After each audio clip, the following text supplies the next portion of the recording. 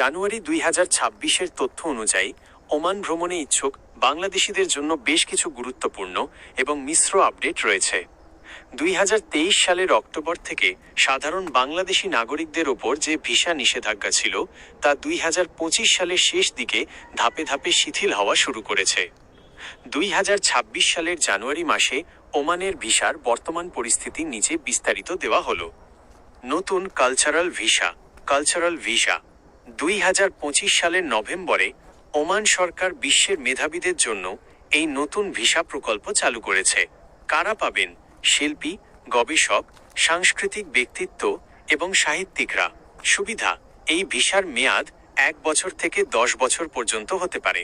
এই ভিসাধারীরা তাদের স্বামী, স্ত্রী এবং নিকটাত্মীয়দের ওমানে নিয়ে যেতে পারবেন। 2. ওয়ার্ক পারমিট বা কাজের ভিসা। কাজের ভিসার ক্ষেত্রে ওমান সরকার এখন অনেক বেশি কঠোর। 3 জানুয়ারি 2026-এর আপডেট অনুযায়ী পেশাদার সনদ যাচাই। এখন থেকে ওমানে কাজের ভিসায় যেতে হলে আপনার শিক্ষাগত ও পেশাদার সনদ যাচাই ভেরিফিকেশন করা বাধ্যতামূলক। জাল সার্টিফিকেট রোধে ওমান এই প্রফেশনাল অ্যাক্রেডিটেশন সিস্টেম চালু করেছে।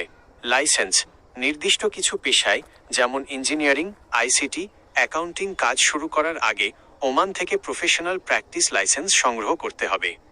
3. ফ্যামিলি ভিজিট ও জয়েনিং ভিসা। ফ্যামিলি ভিসার ক্ষেত্রে কিছুটা সুখবর রয়েছে।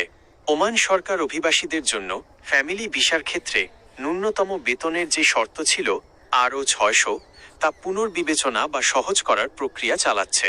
যারা ওমানে ভালো পেশায় কাজ করছেন তাদের পরিবার নেওয়ার পথ এখন আগের চেয়ে সহজ। 4. বাংলাদেশিদের জন্য বর্তমান অবস্থা।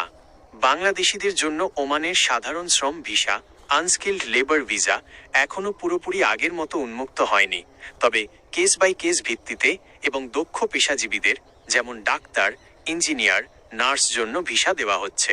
14 দিনের ভিসা মুক্ত সুবিধা কিছু নির্দিষ্ট শর্ত সাপেক্ষে, যেমন ইউএস, ইউকে বা সেনজেন ভিসা থাকলে বাংলাদেশিরা 14 দিন পর্যন্ত ভিসা ছাড়া ওমানে থাকতে পারেন, তবে এটি সবার জন্য প্রযোজ্য নয়। সাধারণ ট্যুরিস্টদের জন্য এখনও ই ভিসা স্থগিত থাকার খবর পাওয়া যাচ্ছে। এক নজরে 2026-এর প্রয়োজনীয় নিয়মাবলী। বিষয় আপডেট: জানুয়ারি 2026। পাসপোর্ট মেয়াদ অন্তত 6 মাস থাকতে হবে। নতুন নিয়ম: কাজে প্রবেশের আগে ওমানি অথরিটি থেকে সনদ যাচাই করতে হবে। নিষেধাজ্ঞা: সাধারণ শ্রমিকদের ওপর থেকে নিষেধাজ্ঞা এখনও আংশিক বিদ্যমান। মেডিকেল, গামকা, GAMCA মেডিকেল রিপোর্ট বাধ্যতামূলক।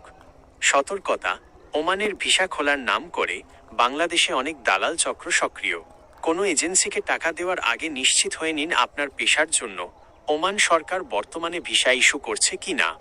আপনি কি নির্দিষ্ট কোনো পেশার যেমন ড্রাইভিং, কনস্ট্রাকশন বা অফিস জব ভিসার ব্যাপারে জানতে চাচ্ছেন?